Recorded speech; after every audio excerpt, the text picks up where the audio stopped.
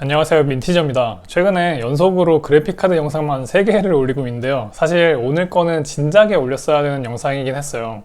이게 인텔에서 나온 아크 B580 그래픽카드입니다. 이거 구매를 한 건 사실 나오자마자 했는데요. 아직까지 방치를 좀 해두다가 최근에 이제 좀 무수한 드라이버 업데이트를 통해서 드디어 가성비가 꽤 좋아졌다라는 얘기를 듣고 드디어 때가 왔다 싶어서 영상을 만들고 있어요. 일단 B580은 인텔에서 만든 외장 그래픽카드 중에서 두 번째 세대예요. 이게 첫 번째 세대는 A로 시작하는 모델명이었고 알케미스트라고 했었는데요. A770, A750, A380 이런 모델들이 있었는데요. 두 번째 세대는 이제 B로 시작하는 모델명이죠. 그래서 규칙이 보이는 게 알파벳 A, B, C, D 이런 식으로 나간다고 합니다. 아무튼 오늘 B580은 인텔 아크 중에서도 상위 등급의 그래픽카드는 아니고요. 중간 등급이라고 보시면 됩니다. 제가 가져온 거는 요 B580 리미티드 에디션인데요. 이게 에이수스나 기가바이트, MSI, 에즈락 이런 제조업체가 아니라 인텔에서 직접 제조한 레퍼런스 그래픽카드라고 보시면 되는데요. 엔비디아로 치면은 파운더스 에디션 그거랑 같은 거죠. 그런데 이 리미티드 에디션은 이제 다나와에서는 내려간 것 같고요. 지금은 신제품으로 구할 수가 없는 것처럼 보였어요. 근데 사실 가성비가 제가 좋아졌다라고 하는 거는 이 제품은 아니고요. 맥선이라는 제조사의 제품이에요. 사실 같은 칩셋을 썼으면 성능 자체는 차이가 없는 제품이라서 제가 차마 도저히 이게 하나 있는데 추가로 같은 제품을 더 사기가 그래가지고 테스트는 이 리미티드 에디션으로 했습니다. 그런데 다시 말씀드리지만 성능은 뭘 사도 B580 칩셋이면 동일하다고 생각하시면 될 것 같아요. 이거는 진짜 최근 그래픽카드 시장에서 단비 같은 제품일 수밖에 없는 게 엔비디아나 AMD에서 최근에 나온 신제품들이 제일 싼 게 다 50만원부터 시작이라 가지고 좀 적당한 성능을 찾는 사람들한테 필요한 그런 제품이에요. 그런데 중요한 거는 실제 성능이 얼마나 나오냐겠죠? 이게 35만원이라도 성능이 반토막이면 가성비가 좋은 거는 아니니까요. 그래서 오늘 풀 HD랑 QHD 해상도 두 가지로 모두 테스트를 해봤는데요. 일단 간단하게 스펙부터 살펴볼게요. 일단 오늘 테스트는 이렇게 총 4가지 그래픽카드로 했는데요. 아크 B580이 가장 눈에 띄는 부분이 있어요. 바로 여기 보시면은 그래픽 메모리 VRAM이 12GB가 기본이라는 거예요. 요새 한창 VRAM 용량 가지고 8GB는 안 된다, 16GB 가야 된다 이런 말들이 많잖아요. 근데 아크 B580은 애초부터 8GB 옵션 자체가 없어요. 그래서 12GB가 기본이기 때문에 그런 좀 논란 아닌 논란에서 좀 자유롭고 VRAM 용량 때문에 받을 불이익도 커버가 된다는 거가 장점이에요. 그리고 한 가지 더 하면은 다른 제품들은 메모리 버스가 128비트인데요. 이 B580은 192비트라는 부분도 있어요. 그러니까 메모리랑 GPU가 한 번에 데이터를 주고받을 수 있는 그 폭이 크다는 부분이죠. 그러니까 단순 스펙상으로는 되게 얘가 좋은 편이기도 해요. 그런데 아주 약간의 흠이 있다면은 최대 소모 전력이 190W로 가장 높다는 부분이 있지만 이 정도는 제 생각에 하루에 12시간씩 게임을 해도 전기요금에서 아주 큰 차이까지는 안 날 부분이라고 봐요. RTX 5000 같은 그래픽카드는 혼자서도 전력을 600W씩 먹기도 하는데 이 정도는 애교죠. 그래서 테스트 환경은 이렇게 설정을 했고요. 모든 게임은 최고 옵션으로만 테스트를 진행했습니다. 참고로 영상 올라갈 때는 더 최신 버전이 나왔을 수도 있는데요. 테스트 시점에서는 여기 보이시는 이 그래픽카드 드라이버가 가장 최신의 아크 그래픽카드 드라이버였어요. 그래서 먼저 QHD 대상도 사이버펑크 2077부터 보시면은 이게 진짜 뭐죠? 뭔가 처음엔 잘못된 거 아닌가 싶은 생각이 드는데 왼쪽에서 두 번째가 아크 B580이에요. 근데 비슷한 가격인 라데온 RX 7600보다는 성능이 거의 20% 이상 높고 그리고 가격이 한 14만원 정도 더 비싼 지포스 RTX 5060이랑 동급의 성능이 나오고 있어요. 물론 최근에 출시한 라데온 RX 9060 XT보다는 또 20% 정도 낮긴 한데요. 그래도 이 정도 가격에서 이 성능이 나온다는 것 자체가 진짜 대단하지 않아요? 야, 아크야 드디어 정신을 차렸구나. 그런데 다음 게임 로스트아크를 보시면은 이거는 또 차이가 좀 나긴 하죠. 이런 국산 온라인 게임류는 지포스가 그냥 압도적이에요. 아크건 라데온이건 그냥 지포스 RTX 5060한테 죄다 밟히고 있지만 그래도 좀 눈에 띄는 부분이 있는 게 아크가 좀 비슷한 가격인 라데온 RX 7600보다는 그래도 평균 프레임 기준으로 10% 정도 성능이 좋다는 거예요. 사실 어떻게 보면 이게 가장 중요한 포인트인데요. 오른쪽 두 개의 신제품은 가격 차이가 좀 크니까 성능 차이가 나는 게 당연하지만 비슷한 가격의 경쟁 제품보다는 좋다는 거죠. 그래서 총 6가지 게임에 대해서 테스트 결과를 보시면 이렇게 되는데요. 확실히 RTX 5000번대 시리즈나 RX 9000번대 시리즈 같은 신제품에 비빌 거는 못 돼요. 사이버펑크 2077 하나만 좀 RTX 5060이랑 비슷한 성능이 나온 게 신기할 정도로 잘 나온 거지만 다른 게 좀 덜 나왔다고 잘못된 건 아니라고 보여요. 그럼에도 불구하고 경쟁 제품인 라데온 RX 7600보다는 대부분 성능이 좋게 나왔는데요. 이 맨 오른쪽에 6가지 게임 평균 성능을 보시면은 확실히 그런 경향을 볼 수가 있어요. 그래서 이거를 아크 B580 성능을 100%로 잡은 그 상대 비교 퍼센트 그래프로 보시면 이렇게 되는데요.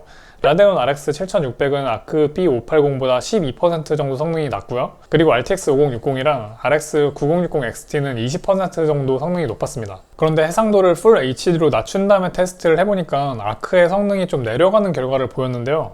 지금 보시는 게 풀 HD 해상도 결과예요. 근데 아까 QHD에서는 분명히 라데온 RX 7600보다 성능이 10% 이상 좋았는데 지금은 동급이 됐죠. 이게 왜 그럴까요? 이것도 사실 지금까지 알려진 아크 그래픽 카드의 문제점 중에 하나인데요. 드라이버 오버헤드라고 불러요. 이게 간단하게 말하면 드라이버의 성능이 낮아가지고 그래픽 카드의 제 성능을 다 못 뽑아내는 문제점이라고 보시면 되는데요. 우리가 일반적으로 고해상도로 갈수록 이제 CPU의 성능의 영향이 적어지고, 그리고 저해상도로 갈수록 CPU 영향이 좀 높아지는 그런 현상을 알고 있잖아요. 그런데 이게 CPU의 성능도 성능이지만 CPU랑 그래픽카드 사이에서 이제 연결다리 역할을 해주는 그 그래픽카드 드라이버의 성능도 엄청 밀접하게 관여를 하기 때문에 이 드라이버의 성능이 구리면은 CPU의 성능이 아무리 좋다고 하더라도 좀 저해상도에서의 성능이 낮게 나오게 돼요. 그런데 이번에 테스트에 사용한 CPU는 뭐 현존 끝판왕 게이밍 CPU인 라이젠 7 9800X 3D를 썼기 때문에 사실상 이 정도 그래픽 카드들은 풀 HD에서도 성능이 낮게 나올 만한 이유가 전혀 없거든요. 그러니까 QHD보다 풀 HD에서 상대적인 성능이 내려간 이유가 아직도 아크 그래픽카드 드라이버에 오버헤드가 존재하기 때문이 아닐까 하는 생각을 하게 돼요. 그런데 뭐 또 좋게 생각을 하려면은 또 할 수도 있는 게 QHD에서 더 성능이 좋기는 하지만 풀 HD에서도 라데온 RX 7600이랑 가성비가 거의 뭐 똑같은 수준이니까 뭐 나름 괜찮다고 할 수도 있어 보여요. 사실 35만원에 이 정도 성능을 보여주는 그래픽카드는 드물긴 해요. 인텔에서 드라이버 성능을 조금만 더 높여줄 수 있다면 더 좋겠죠? 그래서 제가 단위 가격당 프레임으로 이제 가성비 점수도 한번 만들어 봤는데요. 이게 그러니까 같은 가격을 주고 샀을 때 어떤 게 가성비가 높냐를 나타낸 건데요. 각 그래픽 카드별 가격은 6월 8일 기준으로 모델 구분 없이 단화와 최저가로 계산을 했어요.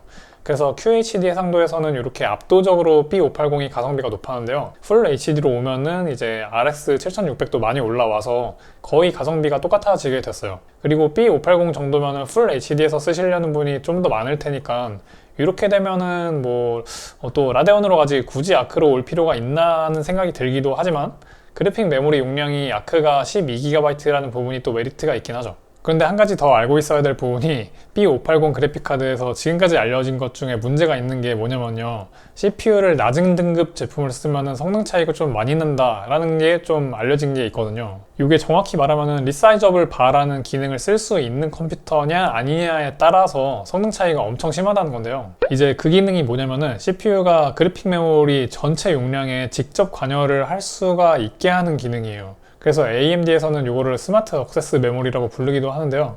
이 기능이 없는 컴퓨터는 CPU가 그래픽카드에 있는 VRAM에 최고 256MB까지 밖에 액세스를 못 하는데요. 이 기능이 있으면은 VRAM 전체를 다 읽고 쓰고 할 수가 있게 된다고 합니다. 그런데 그 리사이저블 바라는 기능은요, 사실 인텔 코어 10세대 이후랑 그리고 라이젠은 3000번대 이후 CPU들이라면은 다 모두 지원을 하는 기능이라서 지금 새로 컴퓨터를 사는 경우라면 무조건 지원한다고 보시면 되기 때문에 큰 문제는 아니긴 한데요. 만약에 기존 구형 컴퓨터에다가 요 B580만 장착을 한다라고 하면은 문제가 될 수도 있어서 테스트를 해봤어요. 참고로 이거는 해상도는 QHD에서만 해봤고요. 모든 조건은 기존 테스트랑 동일하게 했습니다. 근데 지금 보시면은 왼쪽이 리사이저블 바 기능을 끈 상태고요. 오른쪽은 켠 상태인데 이거 생각보다 성능 차이가 상당히 많이 나는 모습을 볼 수가 있어요. 물론 다시 말하지만 이거는 지금 새 컴퓨터를 사면은 무조건 들어가는 기능이라서 문제는 안 되지만 그래도 차이가 많이 나는데요. 지금 사이버펑크 2077만 보더라도 거의 뭐 켜고 끄고 성능 차이가 50% 이상 나오고 있어요. 그리고 두 번째 로스트아크도 보시면은 얘는 차이가 훨씬 적긴 한데 그래도 25% 정도 여전히 차이가 나고요. 그래서 6가지 게임 전체 결과를 보시면은 이렇게 되는데요. 이게 다른 게임들보다도 포르자 호라이즌 5는 정말 말이 안 될 정도로 차이가 심하게 벌어지더라고요. 그래서 전체 6가지 게임 평균을 보시면 이렇게 되는데 이 정도면은 리사이저블 바 기능이 없는 컴퓨터에서는 절대로 쓰면 안 되는 그래픽 카드라고 보시면 될 것 같아요. 그런데 다시 말하지만 지금 새로 사는 컴퓨터에는 무조건 들어가는 기능이에요. 그런데 이 B580을 가지고 진짜 정말로 컴퓨터를 만든다고 하면은 실제 게임할 때는 업스케일링 기술을 무조건 쓸 거잖아요. 그래서 인텔에서도 업스케일링 기술이 있습니다. 이게 XeSS라고 하는데요. 업스케일링 품질 자체는 엔비디아의 DLSS에 버금간다는 얘기가 많아요. 그런데 제일 큰 아쉬운 점이 있어요. 이게 바로 아직까지 프레임 제너레이션을 지원하는 게임이 거의 없다시피 한다는 거예요. 방금 말씀드린 프레임 제너레이션은요, 엔비디아의 그 멀티 프레임 제너레이션을 말하는 게 아니고 진짜 프레임을 딱 2배만 만들어주는 일반적인 프레임 제너레이션이 되는지를 말하는 건데, 그런 게임도 거의 없어요. 이게 해상도 업스케일링만 되는 일반 XeSS를 지원하는 게임은 그래도 뭐 한 200개 이상 된다고 하는데, 프레임 제너레이션까지 지원하는 게임은 20개 정도밖에 안 된다고 합니다. 심지어 사이버펑크 2077에서도 지원이 안 돼요. 그런데 마침 또 제가 자주 많이 하는 검은신화 50에서는 프레임 제너레이션을 지원을 한다고 하길래 이걸로 테스트를 한번 해봤습니다. 그래서 테스트 옵션은 이렇게 진행을 했는데요. 해상도는 QHD에서 했고, 그리고 슈퍼 샘플링 선명도 50의 프레임 생성은 지금 한자로 나오긴 하는데 이게 자동이라고 쓴 거예요. 그래서 프레임 제너레이션을 사용을 한다는 뜻이고요. 아래에 내려보면은 화질 등급은 높음으로 해놓고 플레이를 해봤습니다. 그래서 보시면은 평균 프레임은 115 정도에 하위 1% 프레임은 45 정도 나오고 있어요. 근데 제 생각에 하위 1% 프레임이 좀 잘못 측정이 되고 있는 거 아닌가 싶을 정도였어요. 왜냐면은 체감상으로는 거의 한 90 정도는 되는 수준으로 플레이가 되게 엄청 부드럽게 잘 돼서 생각보다 괜찮은데 싶었고요. 그래서 XeSS도 프레임 제너레이션만 많이 지원이 되면은 좀 엔트리급 모델에서는 지지 기반을 좀 많이 만들 수 있지 않을까 하는 생각을 했습니다. 물론 FSR 3.0 버전까지는 이제 AMD에서 다 풀어놔가지고 인텔이건 엔비디아건 AMD건 다 프레임 제너레이션까지 쓸 수가 있긴 하지만, 그래도 인텔 카드니까 이 XeSS가 또 AI를 갖다가 사용해가지고 만드는 기술이거든요. 그래서 뭐 그래픽 품질도 더 좋다고 하니까 이 기술의 프레임 제너레이션을 쓰면은 더 좋잖아요. 그래서 이거는 이제 실제 사용하는 유저 입장에서 XeSS를 사용해서 테스트해본 결과인데요. XeSS를 지원하는 게임 중에서 이렇게 세 가지만 테스트를 해봤어요. 검은신화 50은 프레임 제너레이션이 있어서 켜고 했고요. 그리고 사이버펑크나 몬스터 헌터 와일드는 없어가지고 업스케일링만 했습니다. 참고로 기본 깡성능 벤치에서는 이게 전부 최고 옵션으로만 했는데요. XeSS 테스트할 때는 실사용 환경에 최대한 좀 맞추려는 목적도 있어서 텍스처 품질을 높음으로 좀 하나 내려서 했어요. 그리고 XeSS 옵션은 균형으로 맞췄습니다. 그랬을 때 결과가 이렇게 나왔는데요. 프레임 제너레이션이 없는 게임에서도 생각보다 높게 나온 느낌이 들기도 했어요. 물론 프레임 제너레이션이 없는 게 당연히 아쉽고 DLSS나 FSR에 비할 거는 아니지만 그래도 플레이를 할 수는 있는 수준이라고 생각이 들었어요. 그리고 검은신화 50은 아까 실제 플레이 영상으로도 보여드렸지만 하위 1% 프레임이 약간 측정 오류가 있었던 것 같고요. 그리고 몬스터 헌터 와일드는 XeSS를 켜도 조금 프레임이 낮아가지고 진짜 겨우겨우 할 수 있을 정도? 아니면 못할 정도? 그 정도라고 보였습니다. 그래서 오늘의 결론은 진짜 조금만 더 해주면 될 것 같은데